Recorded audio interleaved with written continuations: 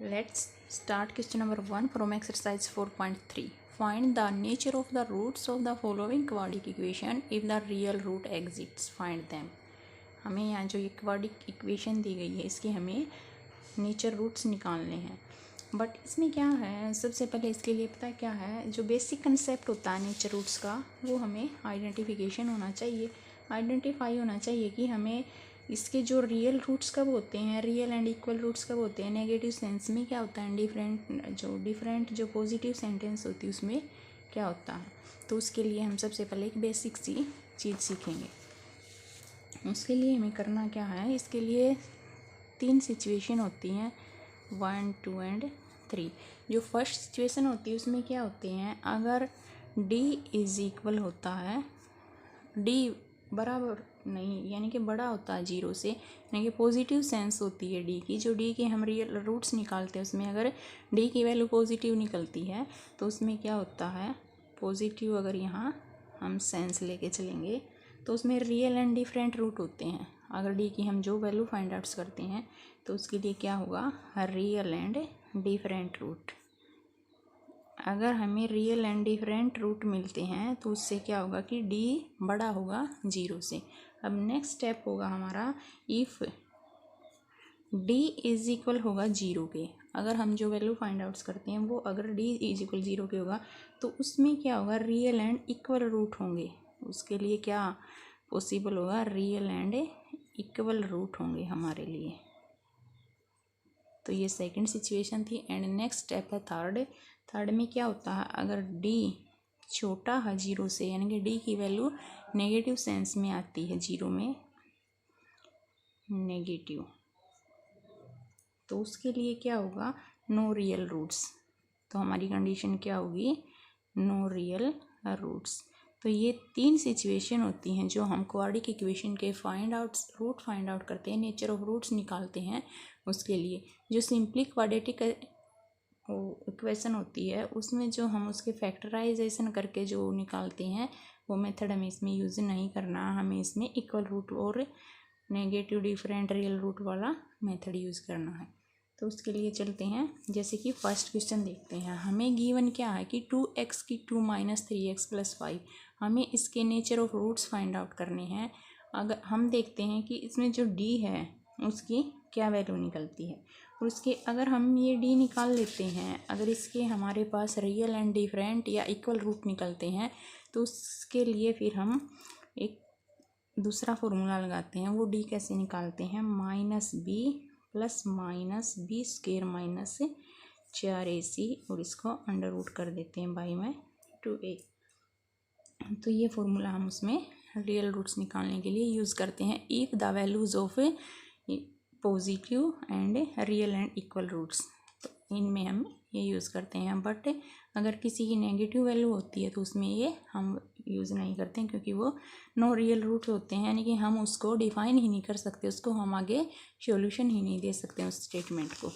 जैसे कि स्टार्ट करते हैं क्वेश्चन नंबर फर्स्ट का फर्स्ट पार्ट।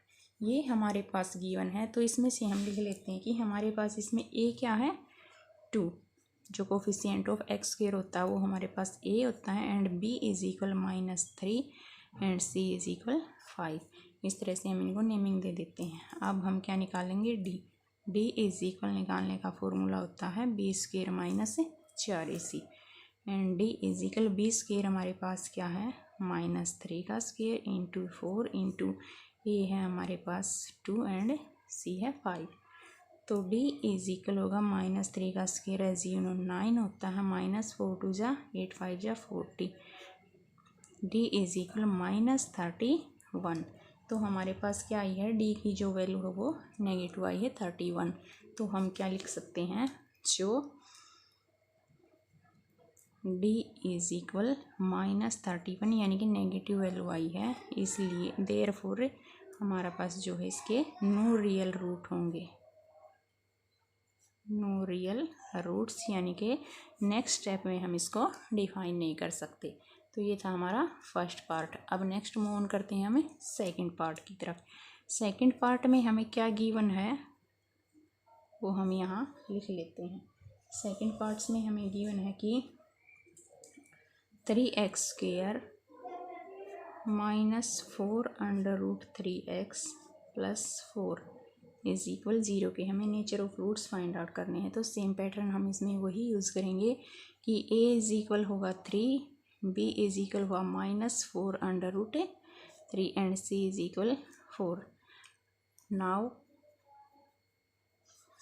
हमारा क्या था formula, d is equal b² - 4ac। तो हम d की वैल्यू फाइंड आउट कर लेते हैं। तो d हमारे पास से इस तरह निकलेगा b² यानी कि -4√3 का स्क्वायर, -4 इंटू a है 3 इंटू c है 4। तो d इज इक्वल -4 का स्क्वायर 16 इंटू √ से रूट कैंसिल, स्क्वायर से रूट कैंसिल होगा 3 -4 × 12 = 48 यानी कि d हमारा कितना हुआ 16 × 48 -48 इज इक्वल 0। मैंने आपको बताया था इफ़ d इज इक्वल 0 के होता है तो हमारी वैल्यू क्या निकली है, d इज इक्वल 0 के। तो इसके लिए रियल एंड इक्वल रूट्स होंगे। क्या होंगे, real and equal roots. Now we have define its next step.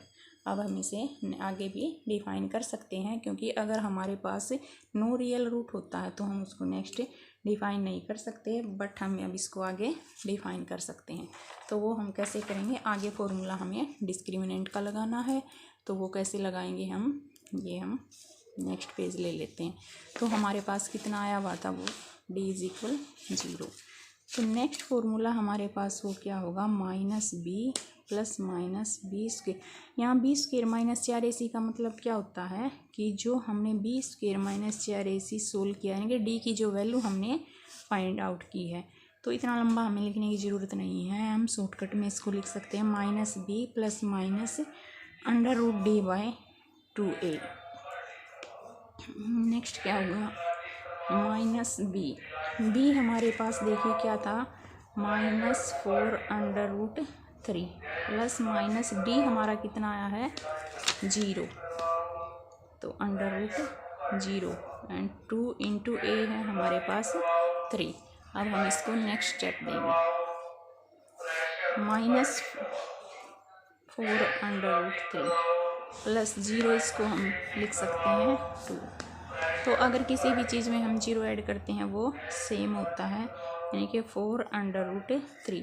क्योंकि -b था फॉर्मूले वाला एंड माइनस माइनस से प्लस हमारे पास हो जाएगा, क्योंकि फॉर्मूले वाला -b एंड -4√3 ही हमारे पास b था।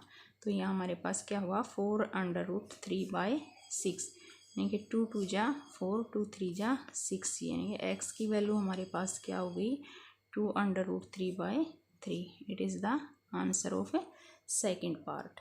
ये था हमारा सेकेंड। नाउ नेक्स्ट मूव करते हैं पार्ट थर्ड की तरफ। हमारे पास गिवन है 2x³ - 6x + 3। तो हमें इसमें रूट्स फाइंड आउट करने हैं, तो वही हम फॉर्मूला पुट करेंगे जो कि b² - 4ac होता है। फर्स्ट ऑफ ऑल हमें निकालना क्या होता है d, यानी कि d क्या होता है b² - 4ac। एंड मैंने उसके लिए आपको बताया था कि a हम इसको कोफिशिएंट ऑफ x² को लेते हैं, b लेते हैं coefficient of x and c हमारी जो डिजिट होती है उसको लेते हैं।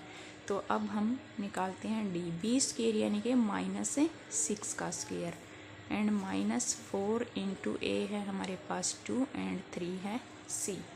तो इस तरह से हमने इसको नेमिंग दे दी है। Now solute d is equal -6² is 36 -4 2 जा 8 3 जा 24 एंड d इज इक्वल हमारा किसके होगा 36 - 24 इज इक्वल 12 के, यानी कि 12 बड़ा है 0 से। और जब हमारा d जो है अगर 0 से बड़ा होता है तो हमारा क्या निकलता है रियल एंड डिफरेंट रूट्स। तो इससे हमें क्या पता चला, अगर हमारा d 12 आया तो यानी कि हमारे रियल एंड डिफरेंट रूट होंगे।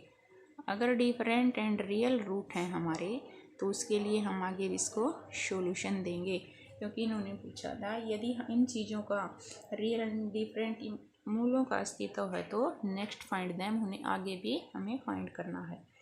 अगर d इज इक्वल किसके आता है 0 के आता है तो रियल एंड इक्वल रूट होते हैं। अगर d छोटा होता है जीरो से, यानी कि नेगेटिव होता है, तो नो रियल रूट्स होते हैं। और उस सिचुएशन में हमें क्या करना होता है, आगे इसको सोल्व नहीं करना होता, केवल वहीं पर छोड़ देना है। बट अगर real and different roots and real and equal roots हमारे होते हैं तो हमें नेक्स्ट डिस्क्रिप्शन वाला फॉर्मूला लगाना होता है, डिस्क्रिमिनेंट वाला। वो क्या होता है, डी इज इक्वल होता है minus B plus minus under root D, यानी कि यहाँ हम बी स्क्वेयर माइनस 4ac भी लिख सकते हैं, उसी को अंडर रूट डी बोलते हैं, एंड बाय में 2a। तो माइनस बी हमारे पास क्या है, -6 माइनस फॉर्मूले वाला, और बी है जो वो भी ऑलरेडी हमारे पास माइनस है, तो प्लस के 6 होगा, plus minus under root D वो हमारा कितना आया है 12 बाय में 2 × 2। अब नेक्स्ट मूव ऑन करेंगे हम इसको सोल्व आउट करने में, यानी कि 6 एज इट इज़ रहेगा, प्लस माइनस अगर इसको मैं फैक्टराइज कर दूँ तो इसका अंडर रूट 12 है जो, इसका सोल्यूशन क्या होगा 4 × 3 या 3 × 4। तो 4 का तो हम रूट निकाल सकते हैं, वो क्या होता है 2, एंड अंडर 3 का हम रूट नहीं निकाल सकते तो उसको अंडर रूट कर देते हैं, एंड 2 × 2 = 4। अब इसको हम क्या करेंगे, इसमें ऊपर जो डिजिट है उसमें 2 कॉमन ले लेते हैं। अगर 2 मैं कॉमन ले लेती हूँ तो यहाँ कितना होगा 2 × 3 = 6 प्लस माइनस 2 हमने बाहर कॉमन ले लिया अंडर रूट 3 और यहाँ 4। तो इस तरह से ये इसको सॉल्यूशन दे देंगे हम। इसका मतलब क्या है कि इसको एक बार प्लस करके यहाँ लिख सकते हैं और एक बार माइनस करके। अगर हमने 2 कॉमन ले लिया, 2 × 1 = 2, 2 × 2 = 4, तो हमारा आंसर क्या रहता है 3 plus minus under root 3/2। It is the answer of third part. तो ये था हमारा क्वेश्चन नंबर फर्स्ट।